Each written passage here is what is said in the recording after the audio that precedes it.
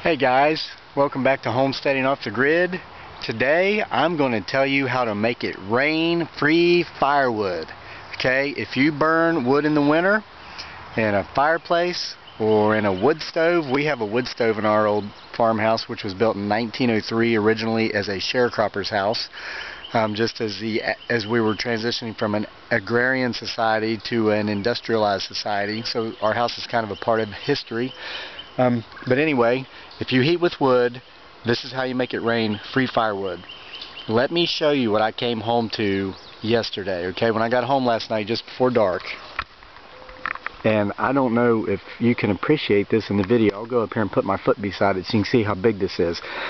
This is ash. Now, before I left yesterday, I had everything from these two big fork pieces back. I got this last week, and I made a video about this last week. This is ash. I was told it was white oak by the people who brought it to me, but I got home and discovered that it was ash. But I got this free last week. It was in big sections like this, and I came out here with the chainsaw and cut it up into stove lengths and faced it east to west so it can dry in the sun.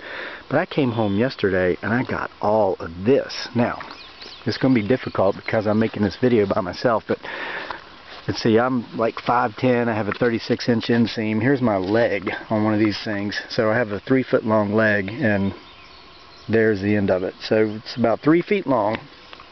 Okay, these links are all about 3 feet long. I mean, here's another one. And guys, I don't sleep in man jammies. I put these on to make the video, come outside. I just had my coffee. But, and look how, I mean, here's my arm. Look at this. Okay, this is huge wood. My point is, this is huge wood. Now, somebody commented yesterday on one of my videos that I'm a very long-winded storyteller, so I'm not going to waste your time. I'm going to get straight to the point. This is how I'm getting an unbelievable amount of free firewood this year to burn this winter, and this is how you can too. Again, I told the story last week. I was in town a couple of weeks ago. Well, last week. This happened last week. Saw some folks who have a small family-owned tree removal business. It's the husband, the wife, and their teenage son and their nephew. It's just 4 of them. And I just stopped to ask them what they were doing with the wood that they from this tree they were taking down, and they told me they just dump it. They throw it away. I mean, they didn't elaborate. I didn't ask. I don't know if it's that kind of thing where they go out at 2 in the morning and dump it over the hill. Fortunately, even if it is, it's something that's biodegradable. But I thought, wow, what a waste of firewood. We heat in the winter with a wood stove. Can I have the wood, or can I buy the wood off of you? They were willing to give it to me for free, but I recently made a video about takers and people taking advantage, and I certainly do not want to do that. I don't appreciate it being done to me, so I don't do it to others. So I offered, okay, come on, I live out in the county, out in the country, outside of town. It's going to be a little drive. Can I give you something for your time and gas? And so they said they'd take $20, $20, no more. And I thought, well, okay, it's probably going to take them $6 or $8 worth of gas to get out to my place and back into town. So a little bit of money for their time, because they can run it out here, dump it off, and be back in less than an hour. So they're making $14 plus gas money. Okay. So anyway, so I paid $20 for this, for their time and gas. But other than that, it's completely free. Once I cut this up, and I'm going to start on it today, at least cutting it in the lengths so it can dry, there's probably 3 truckloads worth of wood here. So, and I wasn't expecting this. They texted me yesterday and said, hey, we took down another tree for another customer. Do you want the wood? And I was like, sure. You'll take $20 again, right, for your time and your gas? They said, yeah, okay, whatever. They brought the wood while I was here, dropped it off and left, and I didn't even give them their $20. So, and my wife was out with her friend, so I'm going to make sure that they get that. Probably, I'm kind of thinking they might be back within the next week with another load, so I'll give them $40 for 2 trips worth of gas and time.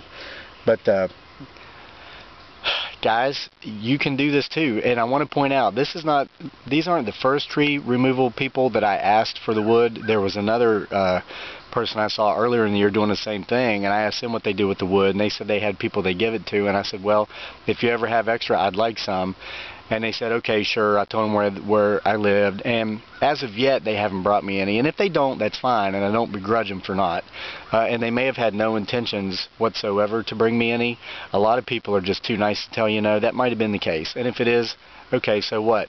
But I want to point out that just because I didn't get what I wanted from those folks, I didn't stop asking because of rejection. When I saw the next people, I just asked them. Don't stop when you get a no. Keep going until you get a yes. So if you live out in the country, drive out into town, whatever town's close to you, because we live out in the country, but I go into town. And this year, it's 2018 as of right now, but we had massive windstorms all over the East Coast. You were probably affected from it. There are a lot of trees that were downed. A lot of people are paying to have these things removed. Go find those people who are removing the trees and ask them, hey, what are you doing with your wood? And you can have it rain firewood at your place too. You know, go to Craigslist, go online, find the tree removal companies in your area, the folks who are doing this stuff, and contact them. Okay, now I'd recommend don't email them and don't call them. Go see them in person, because it's harder for people to tell you no face to face than it is with an email. If you send them an email, they probably won't even respond. If you call them, they'll probably blow you off on the phone.